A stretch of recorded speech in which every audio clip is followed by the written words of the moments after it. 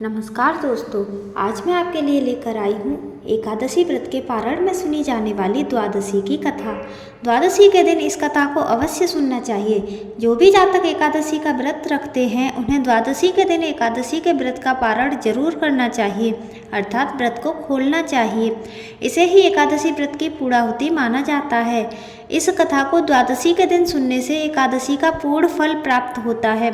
तो चलिए कथा शुरू करते हैं। बहुत समय पहले की बात है। अमरीश नाम का राजा भगवान नारायण का परम भक्त था। राजा अपनी पत्नी के साथ 12 महीने की सभी एकादशियों का व्रत बड़े ही श्रद्धा भाव से करता था। एक द्वादश तिथि को पूजन एवं गोदान करके राजा रानी पारण के लिए जा ही रहे थे, तभी दुर्वासा ऋषि अपने सहस्त्र शिष्यों के साथ उनके महल में आए। राजा रानी ने ऋषिवर का आदर सत्कार किया और बोले, हे ऋषिवर, आप बहुत उत्तम समय पर पधारे हैं।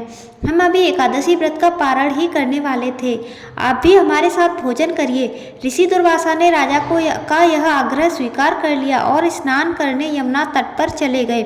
पारण का समय पूर्ण होने में केवल 1 घड़ी ही शेष थी। उनके पुरोहित जी ने उनसे कहा, हे राजन, पारण का समय हो रहा है। एकादशी का पारण समय से न हो करने पर व्रत खंडित होता है और एकादशी का फल प्राप्त नहीं होता।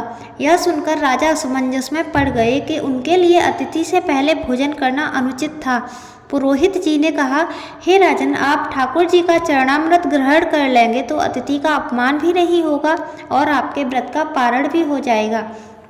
पुरोहित जी की बात मानकर राजा अमरीश वैसा ही करने लगे। तभी वहां दुर्वासा ऋषि आ गए। राजा को जल ग्रहण करते देखकर वे राजा पर क्रोधित हो गए और बोले, हे राजन, तुमने अपना वचन भंग किया है, इस कारण से तुम्हें दंड मिलेगा। और ये कहकर उन्होंने अपनी जटा से एक बाल निकालकर पृथ्वी पर फेंक दिया। इससे एक भयंकर राक्षसी उत्पन्न हुई जो राजा अमरीश की ओर बढ़ने लगी। राजा बिना भयभीत हुए ओम नमो नारायणाय मंत्र का जाप करने लगे। राक्षसी ज्वाला की तरह जलती हुई राजा की ओर बढ़ रही थी।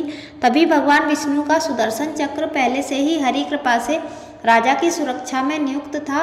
उसने राक्षसी को पल भर में भस्म कर दिया और सुदर्शन चक्र दुर्वासा ऋषि की ओर बढ़ने लगा।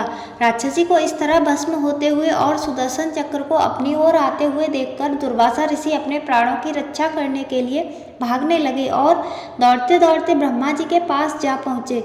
वहां जाकर उन्होंने सुदर्शन चक्र से रक्षा के लिए ब्रह्मा जी से प्रार्थना की। तब ब्रह्मा जी बोले, हे ऋषिवर, इस चक्र से मैं आपकी रक्षा नहीं कर सकता हूँ। इसे शांत करने के लिए आपको श्री हरि विष्णु जी के पास जाना होगा। लेकिन जिस गति से चक्र आपकी ओर आ रहा है, मैं उससे प्रार्थना कर सकता हूँ। जब तक आप बैकुंठ न पहुँचे तब तक वो आपको कोई हानि न पहुँचाए। दुर्वासा ऋषि अब दौड़ते हुए बैकुंठ धाम को पहुँचे। वहाँ वो भगवान विष्णु के चरणों में गिर गए और उन्होंने श्री हरि विष्णु जी से कहा, हे शरणागत वत्सल, आप मेरी सुदर्शन चक्र से रक्षा कीजिए। तब भगवान श्री हरि बोले, हे ऋषिवर, मैं स्वतंत्र नहीं हूँ, मैं तो भक्तों के पराधीन हूँ। इसलिए आप पुनः महाभाग राजा अमरीश के पास जाएं, वही आपकी रक्षा कर सकते हैं। इधर राजा अमरीश को दुख था कि उनके कारण दुर्वासा ऋषि मृत्यु के भय से भूखे ही लौट गए।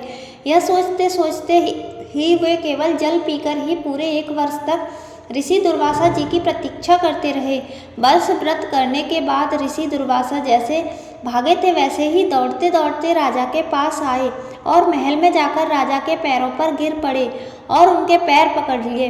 ब्राह्मण के द्वारा पैर पकड़े जाने पर राजा को और भी दुख हुआ। उन्होंने ऋषिवर को आसन दिया और भगवान श्री हरि विष्णु की स्तुति की और सुदर्शन चक्र को शांत करने की प्रार्थना की। इस प्रकार सुदर्शन चक्र शांत करके श्री हरि विष्णु भक्त राजा अमरीश ने ऋषिवर के प्राणों की रक्षा की। बोलिए श्री हरि विष्णु भगवान की जय।